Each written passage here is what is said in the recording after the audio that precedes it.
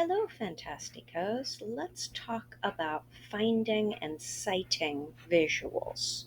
So, finding visuals is something you're probably pretty comfortable with.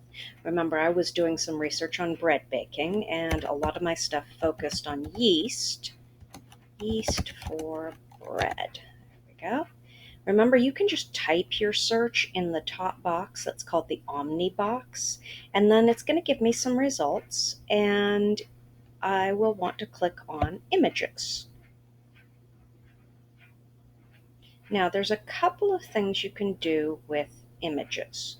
The first one is completely recommended and not necessary at this point in your lives, but for the future it will be. Go into your tools and then go into usage rights. Not filtered by license is what I have here.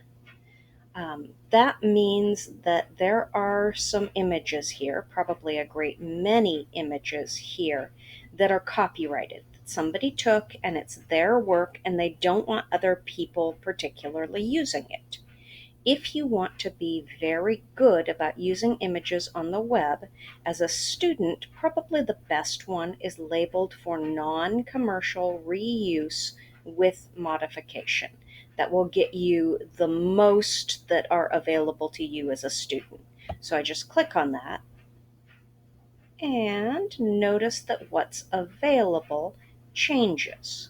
That's because all of these are simply pictures that people have said, hey, yes, you can use these pictures.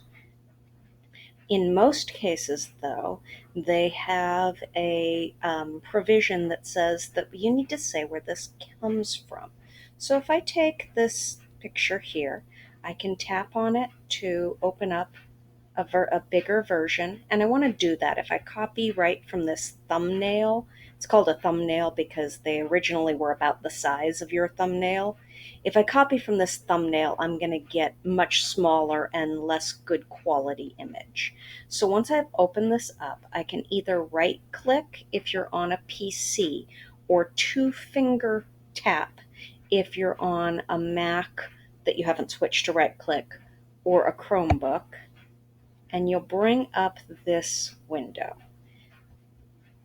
So I want to copy the image, and then I'm going to go into whatever document I want to stick it in and paste the image. Again, I can two finger tap and bring up my menu, or I can just hit Control V, and it reminds me of that when I two finger tap.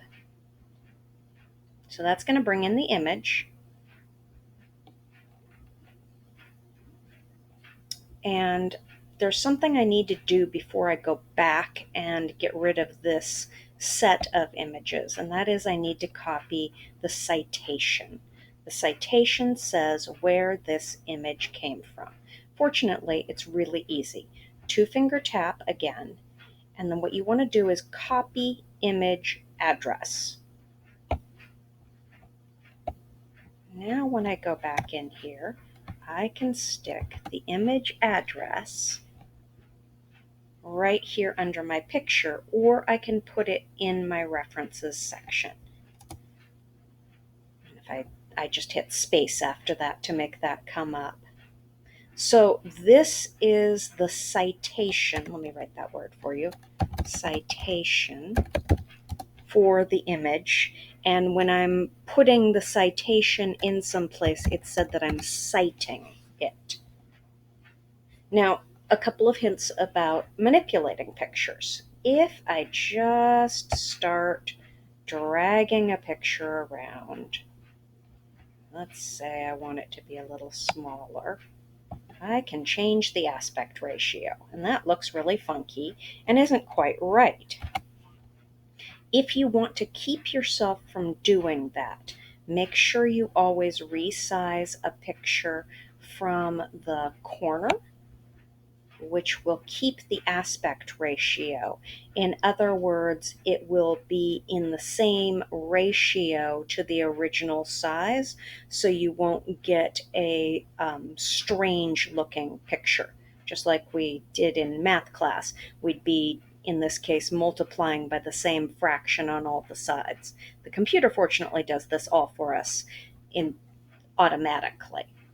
So remember to resize from the corners. Another thing you can do is crop an image. And when you do that, you click on this little icon up here. It says crop image when you hover over it. And there's a couple of different bars that come up here. Now, when I do this, I can bring it in from any of these little bars. But notice that this time it didn't resize the image, it just cut off the part of the image. So this cropping can be really handy if I only want a portion of the picture. And until I click outside of the picture, I can see what it is that I'm cutting off. So now that I've clicked outside the picture, it's there. However, if I click on the picture again and I click crop image, I'll get the full picture back again. So I can change that cropping if I want to. Now, another thing you can do with this is image options. When you click on image options, it's going to depend a little bit on which program you're in, but you can change the size manually by actually typing in how you want it. And you can change the scale. So if you happen to have messed up your scale, you can go in here. Let me show you. So let's not do it by that. Let's make it squished. So click outside of there. Click on that again. Oh, it's not letting me do that in here. So sorry. That's okay. I can just Control Z out of it and remember to use the corner. Text wrapping can be really handy.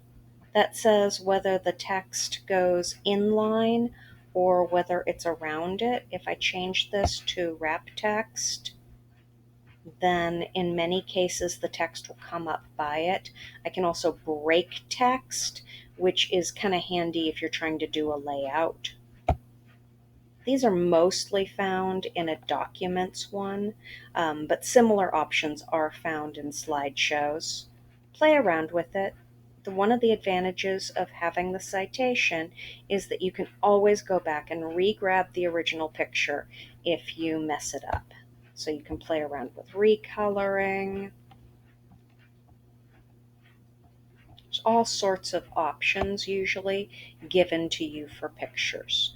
The most important thing here is that you include the citation. I'm going to ask that on your final presentation, you have a list of all of your sources. You've already got your research sources copied. You're going to add to that your image sources. That's just good research. You didn't take this picture. It's not yours, so you need to say where you got it.